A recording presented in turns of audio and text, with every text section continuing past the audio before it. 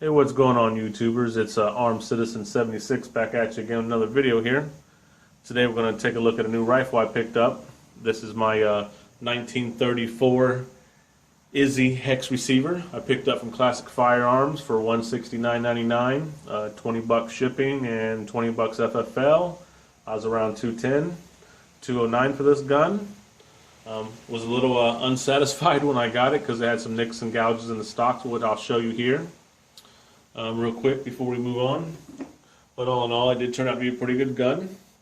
Let's see here.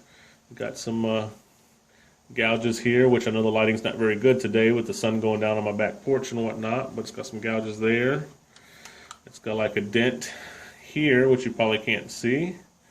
And then it also has, some scratches and some minor gouges here on this side with another little dent right there. Some more gouges, but it is numbers matching. Everything matches but the bayonet, which it did come with the bayonet.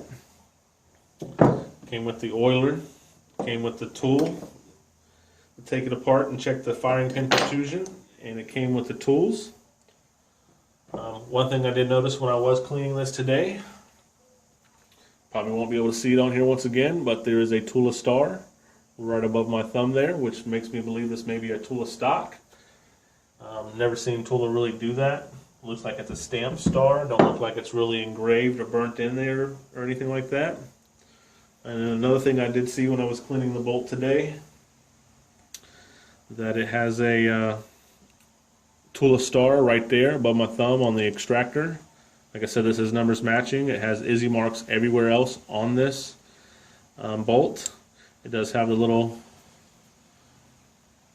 RNC diamond in there, which is pretty common, I heard, when you find a mullet import, which I'm not saying this is rare, but it is, I guess, desirable, talking to other Mosin Nagant owners and collectors on some forums and Facebook and whatnot, that it is desirable. This comes with like a little manual, comes in a box. It comes with a signature of import date, numbers and stampings and all that stuff that matches, which is, probably can't see here, but that number matches what's in the book.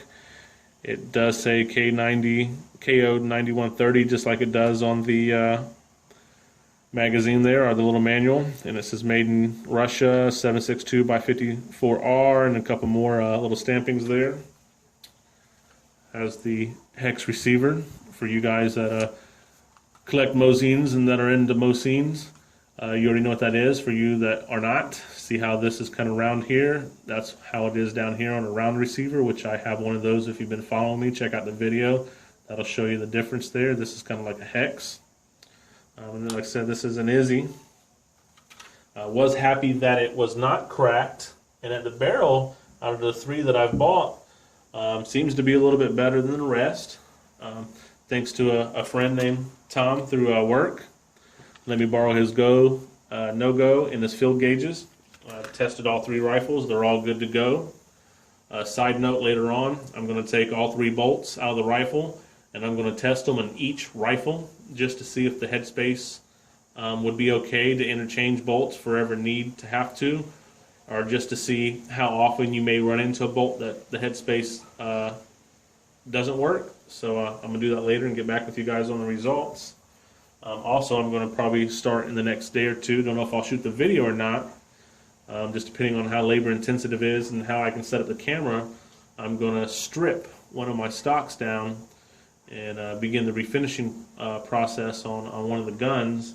And the only thing I'm really going to do to them, because I know there is purists out there that say leave them alone, but be honest with you, I got these guns not so much for the collector value of the gun, but just because how cheap they were and how reliable they were and how cheap the ammo was. That's one of the main reasons I got into them, and just another gun that I can get into collect, and I wanted to get into surplus, and I wanted to begin with these, and there is some more models that I want to get. But what I'm going to do is I'm going to try to refinish the stocks and fix any bluing that I'm not going to reblue like the whole gun. I'm just going to refix any bluing that needs to be reblued, refinish the stocks, and polish the bolt a little bit, and that's as far as I'm going to take it.